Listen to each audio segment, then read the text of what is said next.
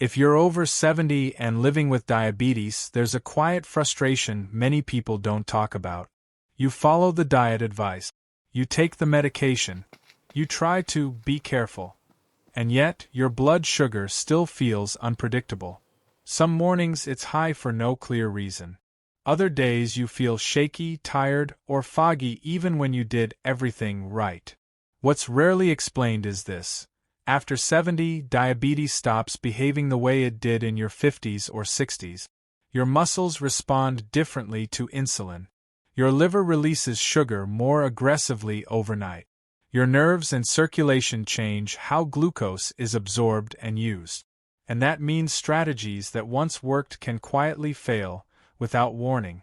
Recent endocrinology research shows that adults over 70 experience faster glucose swings, higher risk of hypoglycemia, and greater insulin resistance from inactivity alone.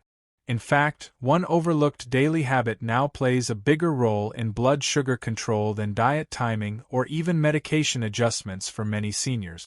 Ignoring this habit doesn't just affect your numbers. It increases fatigue, fall risk, memory lapses, and long-term loss of independence. The good news is that this habit is simple, safe, and backed by strong clinical evidence when applied correctly for aging bodies. Before we continue, take a moment to say hello in the comment. Let us know your age and where you're watching from today. It helps others your age feel less alone, and helps this community grow stronger. For many adults over 70, diabetes doesn't suddenly worsen. It quietly slips out of control. You may notice numbers creeping higher even though your routine hasn't changed. Or you may experience sudden dips in blood sugar that leave you weak, dizzy, or unsteady on your feet. What's happening isn't a lack of effort.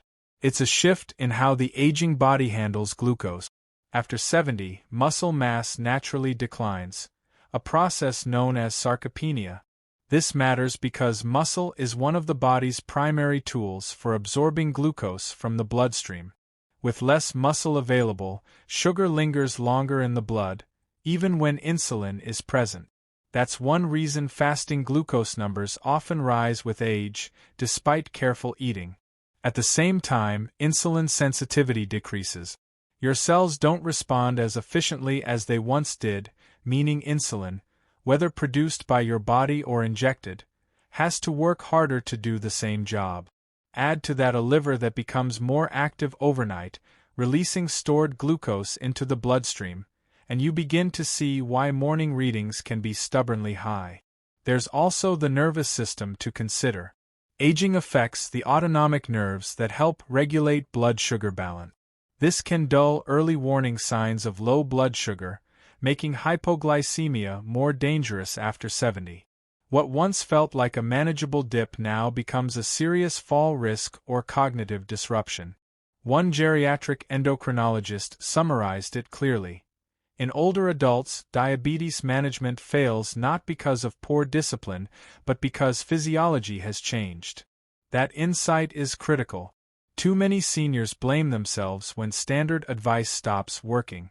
Another overlooked factor is inactivity. Not the kind you notice, but the subtle reduction in daily movement. Shorter walks, more sitting, fewer reasons to stand up and use your legs. Even small drops in movement can significantly worsen insulin resistance in older adults.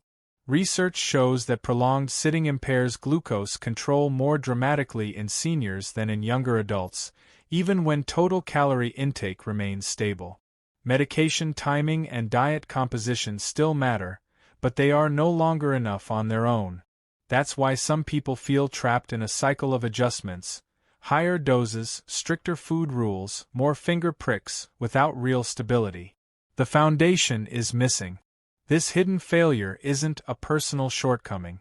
It's a mismatch between aging biology and outdated diabetes strategies. Until that mismatch is addressed, blood sugar will continue to feel unpredictable, energy levels will decline, and confidence in daily life may erode. Understanding this shift is the first step. Once you see why control breaks down after 70, the solution becomes clearer and far more achievable than most people expect. The habit that quietly determines whether diabetes stays controlled after 70 is not a new medication, a stricter diet, or cutting out more food. It is daily, intentional muscle activation, especially after meals. Endocrinologists now recognize this as one of the most powerful and underused tools for stabilizing blood sugar in older adults. When you activate your muscles, they pull glucose out of the bloodstream without requiring large amounts of insulin. This process is called insulin-independent glucose uptake, and it becomes more important with age, not less. In fact, studies published in Diabetes Care show that even light muscle activity can reduce post-meal blood sugar spikes by up to 30% in adults over 70. This does not mean intense exercise. It means using your muscles on purpose every day in short, strategic moments. A brief walk after eating, standing up and sitting down several times from a chair, gentle leg movements while holding onto a counter. These actions wake up large muscle groups in the legs and hips, the biggest glucose consumers in the body. Many seniors are told to stay active, but that advice is vague and often unrealistic. What matters most is timing and consistency. Muscles are most effective at lowering blood sugar in the 30 to 90 minutes after a meal. That is when glucose is circulating and waiting to be used. Sitting still during this window allows sugar to stay elevated longer, stressing blood vessels and nerve. An endocrinologist specializing in older adults put it this way: for seniors, muscle movement after meals works like an extra dose of medication without the side effects. This perspective changes everything. It reframes movement as treatment, not exercise. Another reason this habit is so effective after 70 is that it improves insulin sensitivity over time. Regular muscle activation makes cells more responsive, meaning your body needs less insulin to manage the same amount of sugar. This can reduce glucose swings, lower fatigue, and decrease the risk of sudden lows. Importantly, this habit also supports balance, circulation, and joint health. Better blood flow to the legs reduces numbness and cramping. Stronger muscles protect against falls. Improved circulation supports nerve health, which is critical for long-term diabetes management. Many people worry they are too old or too weak to benefit from movement. The science says the opposite. The older the body, the more powerful the effect of gentle muscle use. Even 2 to 3 minutes of standing and moving can make a measurable difference. The key is understanding that this habit must be intentional. It is not about being busy. It is about telling your muscles every day that they are still needed. Once this habit becomes routine, blood sugar control often improves without adding complexity or stress. Knowing the habit is only half the solution.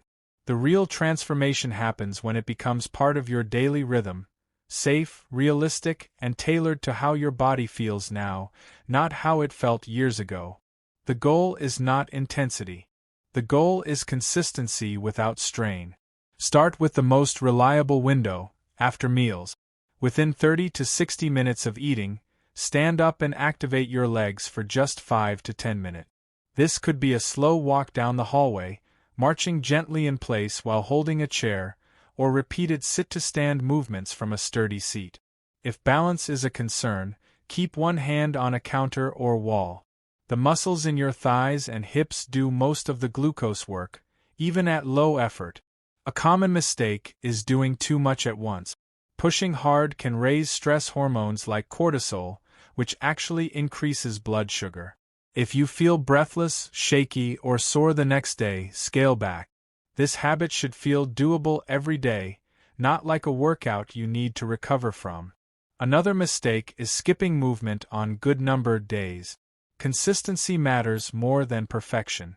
Blood sugar stability is built over time through repeated muscle use. Missing several days in a row can undo progress quickly in older adults. A geriatric diabetes specialist once noted, "The safest plan is the one a patient can repeat daily without fear." That wisdom matters.